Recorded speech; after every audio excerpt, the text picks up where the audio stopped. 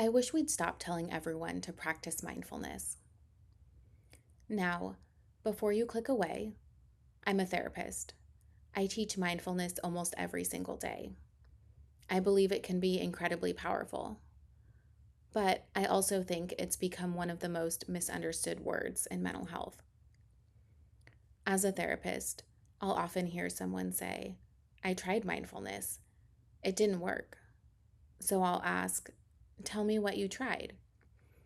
And almost every time they describe the same thing.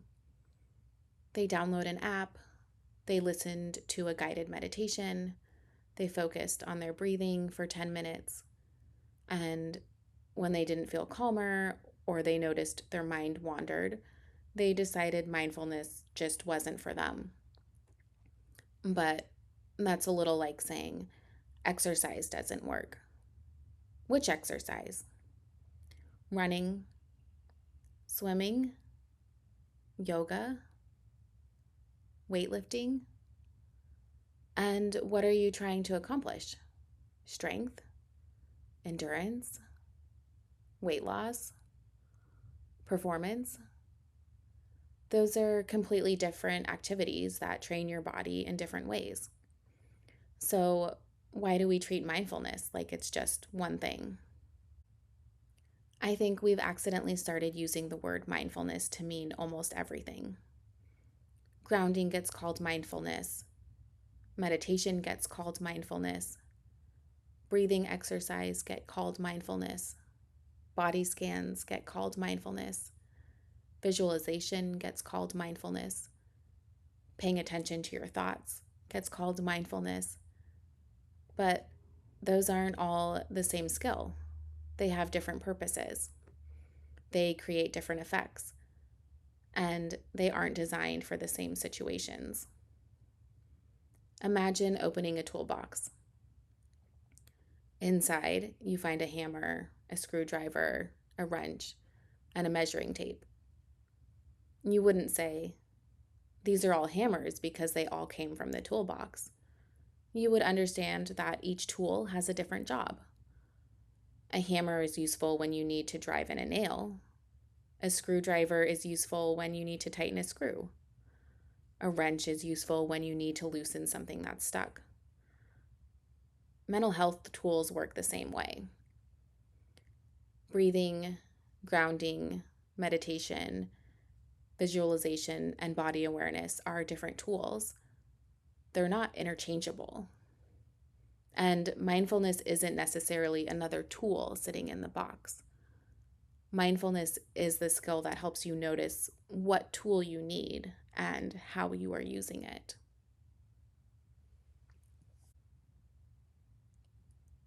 This is where I think we sometimes get stuck.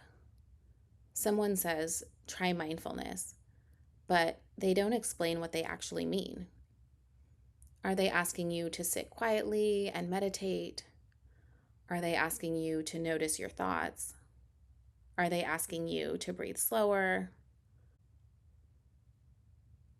Are they asking you to ground yourself because you're overwhelmed? Those are very different instructions. You can practice mindfulness during all of these. If you are doing a breathing exercise, mindfulness is noticing what happens in my body when I slow my breathing. Do I feel calmer? Do I feel more anxious? Do I feel trapped? Do I notice resistance? If you are grounding, mindfulness is noticing what helps my nervous system orient to safety. What changes when I look around the room? If you are meditating, mindfulness is noticing thoughts, emotions, and sensations without immediately getting pulled into them. The practice is the tool. Mindfulness is the way you relate to the experience. So, what is mindfulness? Here's how I think about it. Mindfulness isn't primarily about relaxing. It isn't about clearing your mind. It isn't about making anxiety disappear. It's about collecting information. It's noticing what's happening without immediately trying to change it. What thoughts are here? What emotions are here? What's happening in my body? Where is my attention? What is my nervous system doing right now? That's mindfulness. I like to think of it as turning on the lights in a dark room. The room didn't suddenly become messy. You can just finally see what's already there. That's why mindfulness sometimes makes people feel more anxious at first. Not because it created anxiety, but because it revealed anxiety that had been there all along. And that's actually useful because you can't respond well to something you can't see. Here's where I think we often stop too early. Imagine the check engine light coming on in your car. The dashboard has done its job. It collected information.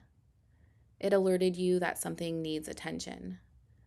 But staring at the dashboard doesn't fix the engine. You still have to figure out what's happening and choose the right response. Your nervous system works the same way. Mindfulness tells you what's happening. It doesn't automatically tell you what to do next.